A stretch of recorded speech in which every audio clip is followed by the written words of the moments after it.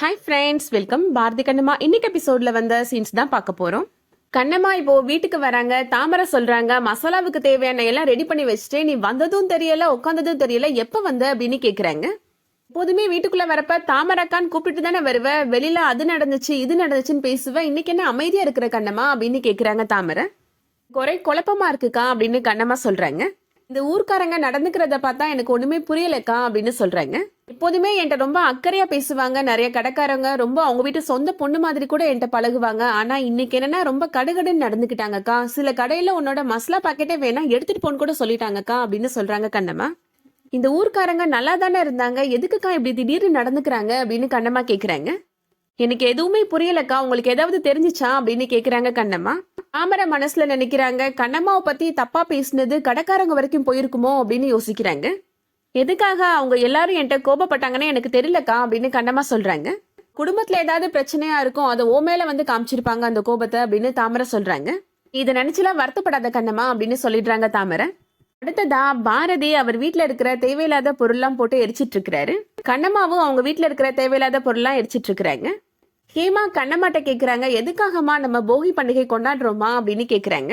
கணபதி சொல்றாரு, குழந்தை அறிவுபூர்வமா ஒரு கேள்வி கேட்டிருக்கு, கண்ணம்மா என்ன பதில் சொல்றான்னு பாப்போமா அப்படின்னு சொல்றாரு. அது ஒண்ணு இல்லம்மா, வீட்டுல தேவையில்லாத பழைய பொருள்லாம் சேர்ந்துருக்கும்ல, அதை எரிச்சிட்டு மறுபடியும் தேவைப்படுற புது பொருள்லாம் வாங்கி வைப்பாங்க அப்படின்னு சொல்றாங்க கண்ணம்மா. அதை கேட்ட உடனே பாரதி கண்ணம்மா ரெண்டு பேருமே சிரிக்கிறாங்க. பாரதி சொல்றாரு, குழந்தை ஒரு கேள்வி கேட்டா அதுக்கு கரெக்டா பதில் சொல்லணும், தெரியலன்னா தெரிஞ்சவங்ககிட்ட கேட்டு சொல்லணும், இப்படியே அடிச்சு விடுறது அப்படின்னு சொல்லி சிரிக்கிறாரு. பாரதி சொல்றாரு, பழைய பொருள்லாம் போட்டு எரிக்கிறதுக்கு பேரு மட்டும் போகி பண்டிகை கிடையாது அப்படின்னு சொல்றாரு. லட்சுமி கேக்குறாங்க, போகி பண்டிகை கொண்டாடுறதுக்கு உண்மையான ரீசன் என்னதான்ப்பா அப்படின்னு கேக்குறாங்க. பழையன கழிதலும் புதியன புகுதலும், அதுதான் போகி பண்டிகை அப்படின்னு சொல்றாரு பாரதி. பழையன கழிதலும் அப்படின்னா நம்ம கிட்ட இருக்கிற கெட்ட குணங்கள் எல்லாம் நம்ம தூக்கி போடணும் அப்படின்னு சொல்றாரு. பழைய பகையெல்லாம் மறந்துட்டு உண்மையான அன்பு பாசம் இதெல்லாம் வளர்த்துக்கிறது தான் உண்மையான போகி பண்டிகை, அது தவிர குப்பையெல்லாம் போட்டு எரிக்கிறதெல்லாம் கிடையாது அப்படின்னு பாரதி சொல்றாரு. பாரதி சொல்றாரு, நான் பழசெல்லாம் மறந்துட்டேன், இந்த போகி பண்டிகையில உறவை புதுப்பிச்சுக்கணும் அப்படின்னு நினைச்சா எனக்கு எந்த அப்ஜெக்ஷனும் இல்லை அப்படின்னு சொல்றாரு. அப்பா சொல்றதுதான் உண்மையான ரீசனாமா அப்படின்னு லட்சுமி கேக்குறாங்க. நீ பழைய கோபத்தெல்லாம் மறந்துடுவியாமா அப்படின்னு கேக்குறாங்க. கண்ணம்மா இப்போ கோபமா சொல்றாங்க, எனக்கு போகி பண்டிகைன்னா குப்பையை போட்டு எரிக்கிறதுன்னு தான் சொல்லியிருக்கிறாங்க, எனக்கு வேண்டாத குப்பை எல்லாத்தையும் நான் தூக்கி போட்டு எரிச்சிட்டேன் அப்படின்னு சொல்றாங்க. மிச்சம் மீதி இருந்ததையும் இப்போ நான் போட்டு எரிச்சிட்டேன் அவ்வளவுதான் அப்படின்னு சொல்றாங்க கண்ணம்மா. அடுத்ததா இப்போ பாரதி பாக்குறதுக்காக ஊர் பிரசிடென்ட் வராரு. நீங்க எதுக்காக தம்பி அந்த கண்ணம்மாவுக்காக காத்துட்டு இருக்கிறீங்க, அந்த பொண்ணுதான் உங்களை வேணான்னு சொல்லுதுல அப்படின்னு சொல்றாரு.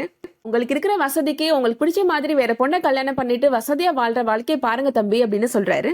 பாரதி சொல்றாரு, அப்படி கண்ணம்மாவை மறந்துலாம் என்னால இருக்க முடியாது, எத்தனை வருஷம் ஆனாலும் நான் அவளுக்காக காத்துட்டு இருப்பேன் அப்படின்னு பாரதி சொல்றாரு. என்ன சொன்னாலும் புரிஞ்சுக்க மாட்டேன்றாரு அப்படின்னு பிரசிடென்ட் மனசுல நினைக்கிறாரு. சொல்றத சொல்லிட்டேன் தம்பி, அதுக்கப்புறம் உங்க விருப்பம் அப்படின்னு சொல்லிட்டு அங்கிருந்து போயிடுறாரு. அடுத்ததா கணபதி பாரதி ரெண்டு பேருமே ஒரு டீ கடையில டீ குடிக்கிறதுக்காக வராங்க. டீ குடிக்க வந்திருக்கிறவர் ஒருத்தர் கேட்கிறாரு, என்ன டாக்டர் என்ன படிச்சிருக்கீங்க நீங்க அப்படின்னு கேட்கிறாரு. நான் MBBS முடிச்சு MD முடிச்சிருக்கிறேன் அப்படின்னு சொல்றாரு பாரதி. நான் ஒரு இதய சிறப்பு மருத்துவர் அப்படின்னு சொல்றாரு. பல பேர் இதயத்துல என்ன நோய் இருக்கு அப்படின்றத நீங்க ஈஸியா தெரிஞ்சுக்கிறீங்க, ஆனா அடுத்தவங்க மனசுல நம்ம இருக்கிறோமா இல்லையான்றத உங்களுக்கு புரிஞ்சுக்க முடியலையே டாக்டர் அப்படின்னு சொல்றாங்க. கணபதி மனசுல நினைக்கிறாரு, ஊருக்குள்ள பரவிட்டு இருக்கிற பொருளை பத்தி பேசுறாங்க போலயே அப்படின்னு நினைக்கிறாரு. டீலாம் நமக்கு வேணாம் டாக்டர், நீங்க வீட்டுக்கு வாங்க, நான் ஸ்ட்ராங்கா போட்டு கொடுக்குறேன் அப்படின்னு சொல்லிட்டு கணபதி பாரதிட்ட சொல்றாரு.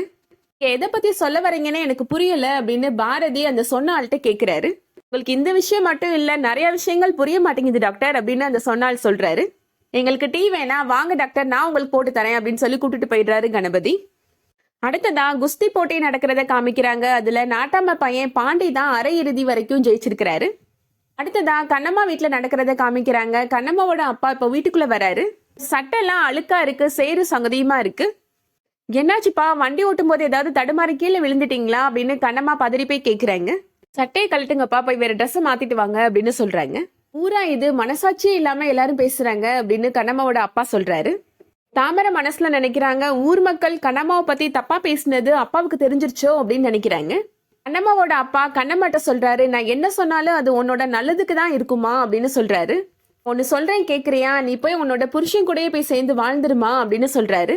அது கேட்ட உடனே கண்ணம்மா அதிர்ச்சியாய் பாக்குறாங்க. அதோட இன்னைக்கான எபிசோட் முடியுது.